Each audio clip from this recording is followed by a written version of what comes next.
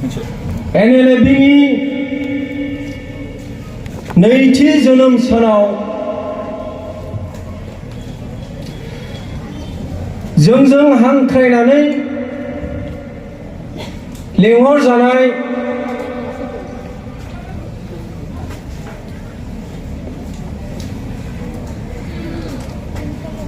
मानगोनां गाहाय बुंथिगिरि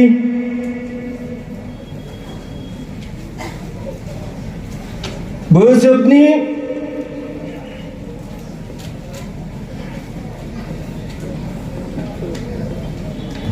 गाहाय आफादगिरि रैमाली मेडाम,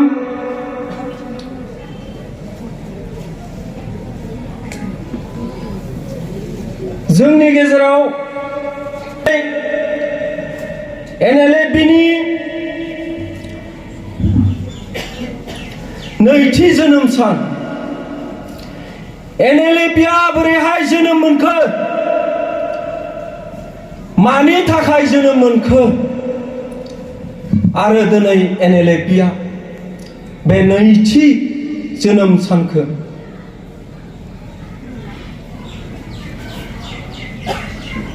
बोरैहाय खुंफैखो, बेखौ जों गोथां जोंनि जारिमिनफोराव मोनदाङो।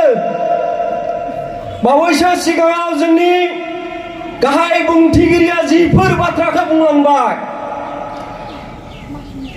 बेफोराव नोंथांमोना रोखा जादों। मानगोनां रायजो राजाफोर आरो जोंनि लेंहरजानाय आलासि,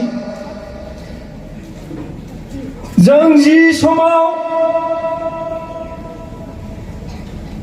NDFनि जौथाय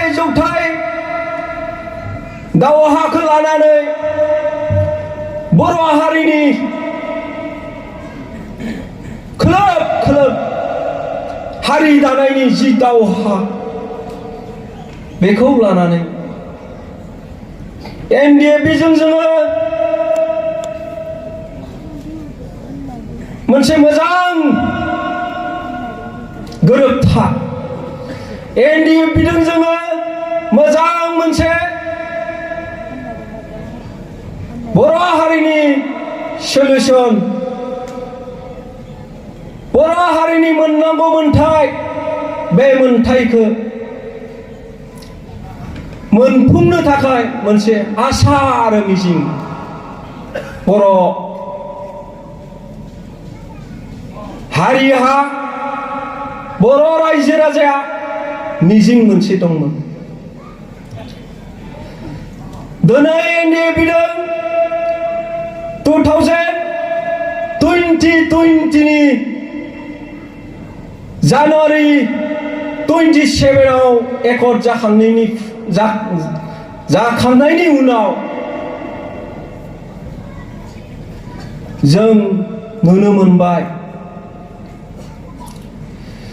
जोंहा खोलोब नांबोनानैबो बर' हारिया सुफुंजानायखौ मोनाखै। जोंनि थांखि आरो मोन्थायखौ जों बेखौनो लुबैदों।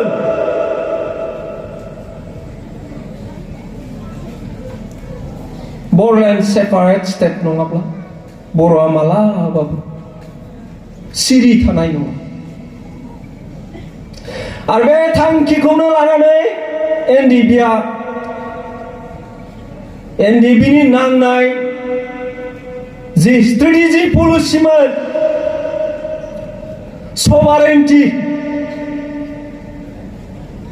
सभारेन्टिखौ नागारनानै बर'लेण्ड स्टेटआव थाबथाफैदोंमोन। नाथाय जों बिनि सोलायै गुबुन सावगारिफोरखौसो जों नुनो मोनबाय। दिनै जोंनि लुबैनाय बायदि जायासै, जोंनि साननाय हनाय बायदि जायासै,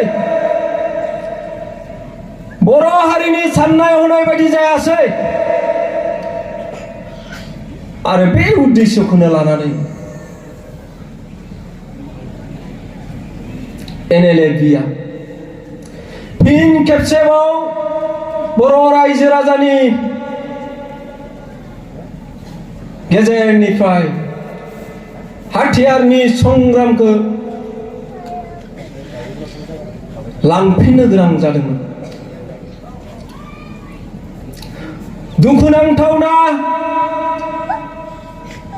हारिया सिन्ता खालामदोंमोन आरो बर'फ्रा सानदोंमोन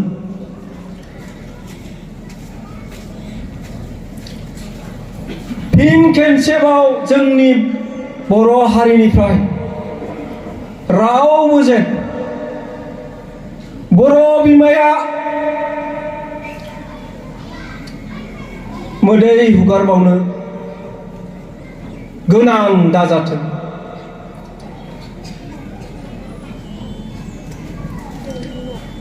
नाथाय जोंनि मोननांगौ मोनथायनिफ्राय जों जेरैबायदि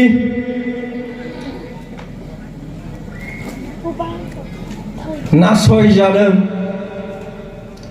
जों जेरैबायदि सोबख'जादों,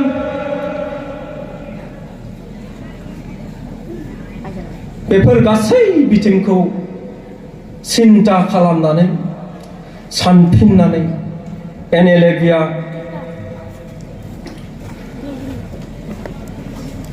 जोनोम लाफिननो गोनां बाध्यता जादों। NLA-आ सानफिननो गोनां जादों। NLA-आ जुजिफिननो गोनां जादों। मानोना बर' हारिनि थाखोमाना थानाय जि सिमां, बर'नि जि स्पिरिट दिनै जों मोनफुंनो हायाखै, जाफुंहोनो हायाखै। रोजा रोजा जोंनि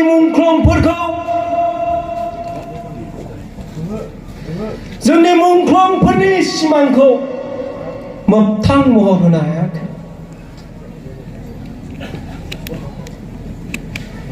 बेखायनो जोङो बर' हारिनि गेजेराव फिन खेबसेबाव हाथियारनि संग्रामखौ लाबोफिननो गोनां जादों।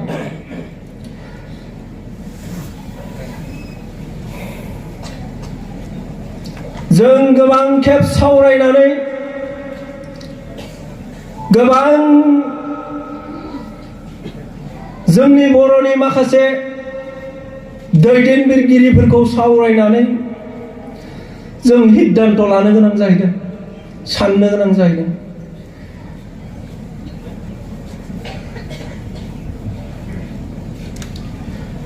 थांनाय 12 अक्ट'बर 2020 आव NLA-आ बा NLA-खौ जों फर्म खालामहैनो गोनां जादों।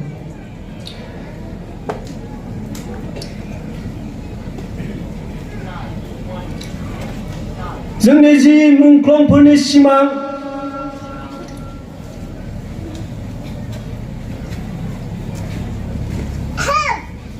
जोंनि XNDP-नि जि सिमां, बैफोर सिमांफ्रा आद्रा थालांनायनि जाहोनफोरनि थाखायनो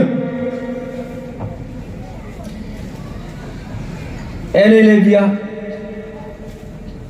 नैबे डिसिसनखौ लानो गोनां जादों।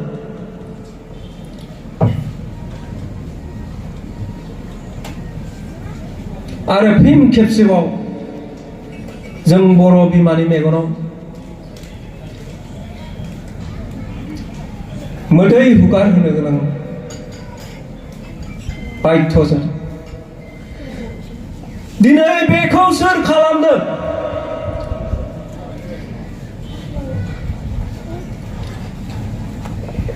जोंनि लाइमोन सेंग्रा सिख्ला बर' हारिनि थाखाय दावहा होनो जोंखौ सोर बिथोन होदों? थोंजोङै जों बुंनो थाङोब्ला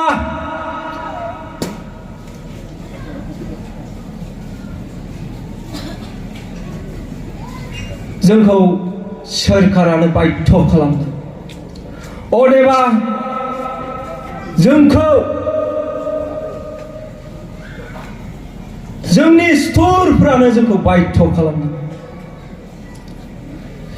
जि समाव एनडिएफबिआव मैखोम बर' लाइमोन सेंग्रा सिख्लाफ्रा जोंनि दावहारुफ्रा जिउ बाउखाबायमोन। हारि आरो हादर बर'लेण्डनि थाखाय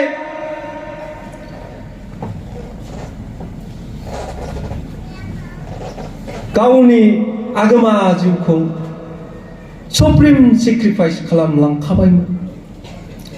गतिके जोंनि मोनथायफ्रा जोंनि मोननांगौ दाबिफोरखौ थांनाय नै एनडिएफबिनि जि सुक्ति 2020 जानुवारि 27आव जि एकर्डआ जाबाय बेयावनो समाधान जानांगौ। नाथाय गैया। एनडिएफबिनि जा मेम'रेन्डाम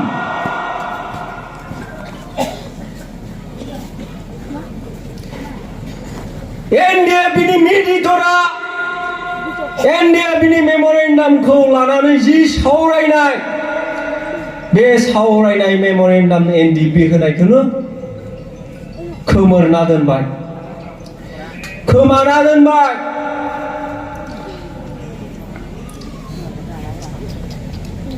थाङै थुङै मा खालामखो? एनडिएफबिजों सान्ति सुक्तिनि मुङाव सुक्ति खालामबाय। जोंनि दिमाना बोरो बर'फ्रा जि दिमान खालामनानै दावहा होदों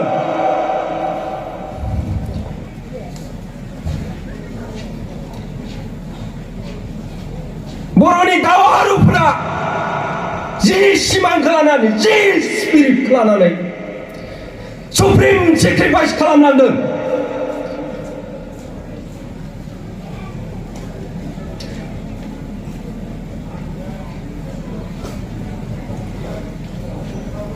बिनि मोननांगौ मोनथाया बोरो?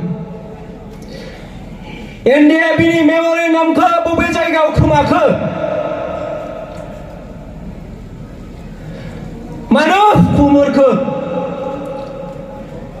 दिनै जों गोबांथार साननांगौ गोनां जादों।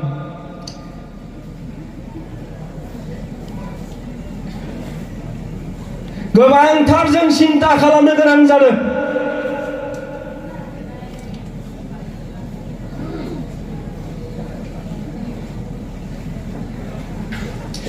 एनडिएफबिनि जि मेम'रेन्डाममोन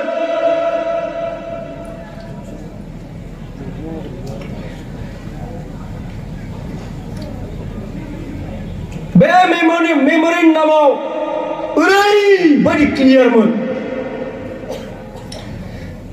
दा जों जेरैबायदि दुखु लानानै सहाय सोमना थानांदों, बर' रायजो राजानि गेजेराव मेगन मोदै उगार होदों, बर' बिमाखौ सोगाबदों।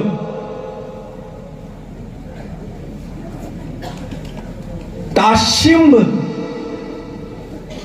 जोंनि दैदेनगिरि, जोंनि केडार्स, अदेबा एक्स एनडिएफबिनि मावथि आरो मानगोनां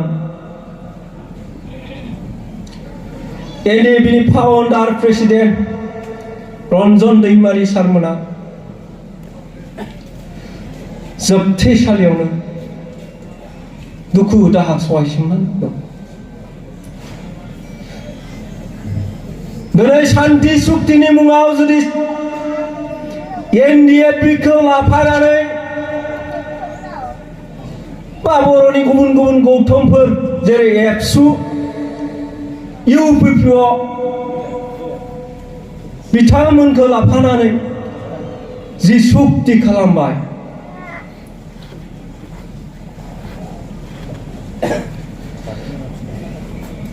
बेनो जुदि थार शान्तिनि शक्ति होननानै जोंनि बर' रायजो राजानि गेजेराव मोनसे आसा होनायमोनब्ला, आसा मोनसे दोननायमोनब्ला जों गोजोनगौमोन। आरो बे आसायानो ओरैबायदिमोन, जोंनि एक्स एनडिपिफोरनि जेसांखिनि दैदेनगिरि लिडार केडार्स दं बिथांमोनखौ एकर्डनि उनाव सिं स्रयै जोंनो बाहेराव बहनना हरनांगौ। दिनैबो बिनि दायनिगिरिया सोर? रन्जन दैमारि सारखौ जेलनिफ्राय लांफ्लाना सागा होहोनानै दिनै मानो इनाय खास्रि बिस्रियै जोबथेसालियाव दोनफिनखो?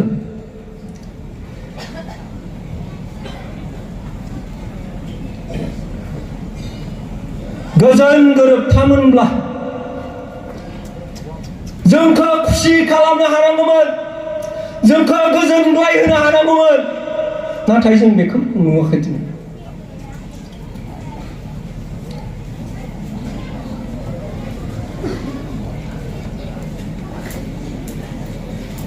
दिनै जोंखौ बेफोरनो बिदिन्थि होलांदों।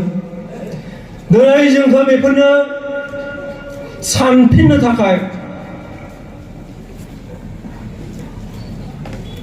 गोनां बाध्यता खालामदों।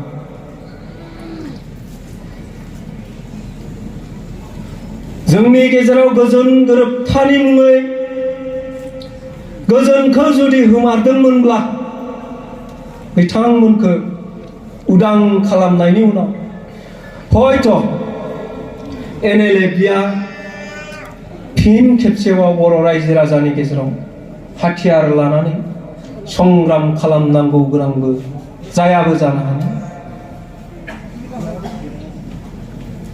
नाथाय दुखुनांथावनायै जोंखौ सानहोबाय, जोंखौ बाध्यता खालामबाय। जोंनि मोननांगौ मोनथायफोरनिफ्राय जोंखौ जेरैबायदि बन्सित खालामबाय, जोंखौ जेरैबायदि नारखेना दोनहरबाय, उपाय गैया। हारिखौ सेफगार्ड होनोबा, हारिखौ डिफेन्स होनोब्ला संग्रामनि लामायै आरो गुबुन बिकल्प जेबो गैया। बेखायनो एनएलएफआ गोथार सानस्रि, गोथार थांखिजों थांनाय 12 अक्ट'बर 2020 जोनोम लानो गोनां जाहैदों।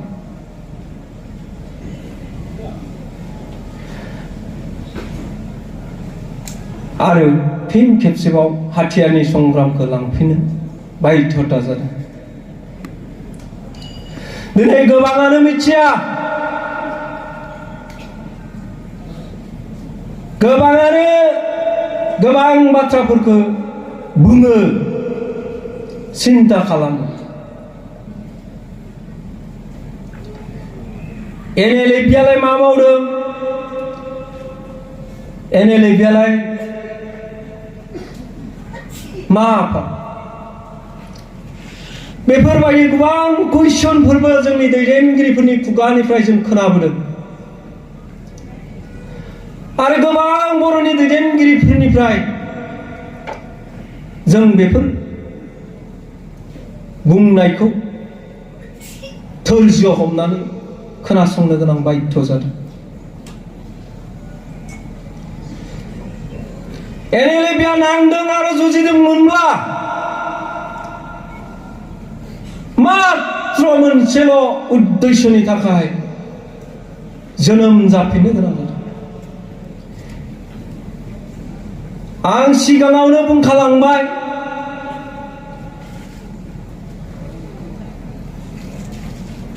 एनडिएफबिनि जि मेम'रेन्डाम, बर' हारिनि जि मोननांगौ मोन्थाय बर'लेण्ड, बे उद्देश्यखौनो लानानै एनएलएफआ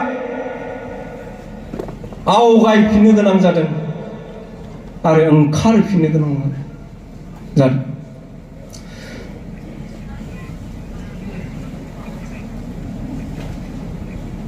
जों जेब्ला आवगायफिनलाङो अब्ला जों गोबां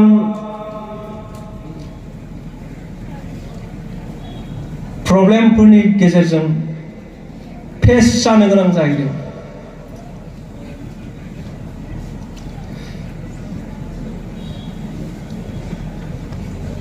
गोबां बर'नि मेलेमजिबिफोरा बा बर'नि दैदेनगिरिफ्रा जोंखौ बुंदों नोंथांमोना भुल मावबाय, गोरोन्थि मावबाय।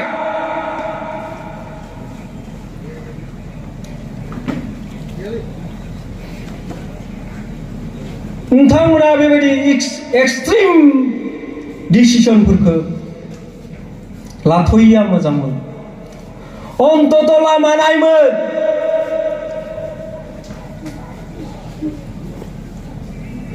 बेफोर गोबां बाथ्रा आरो गोबां बुंनायजों जोङो फेस खालामनो गोनां जादों।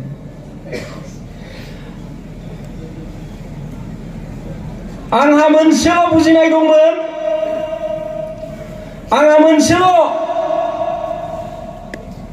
सिन्ताखौ नुहुरखाना साननाय दंमोन, बेनो जाहैबाय जों बिटिआर एग्रिमेन्टनि गेजेरजों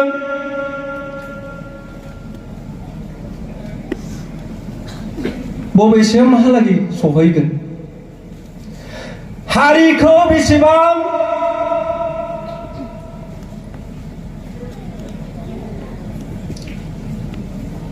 जौगानायसिम लांनो हागोन, आंहा बेखौ सन्देह दङमोन।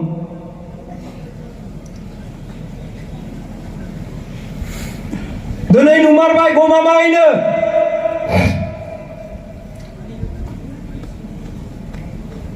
बिटिआर सुक्तिनि पिक्सारफोरखौ जों, सावगारिफोरखौ जों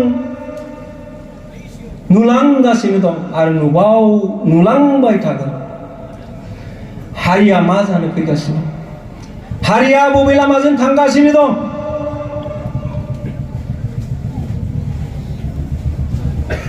जोंनि डिमान्ड्सफोरनिफ्रायथ' जों गाहायाव फैखाबाय। जों गाहायखौ एग्रिमेन्ट खालामना फैबाय।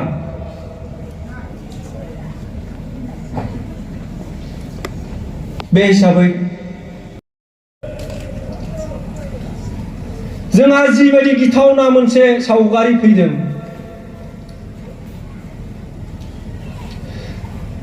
जों बर' गोजा ज' थानायाव जों गावखौनो गोरा मोनो, बोलोगोरा मोनो, साहसि मोनो। खिन्थु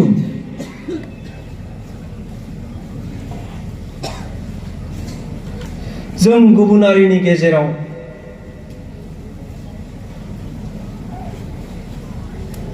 थाहैब्ला दाउसा मावरियाफोर बायदि जानो गोनां जायो। दिनै बेफोर जों गाव गावनो खालामनानै लालांगासिनो दं।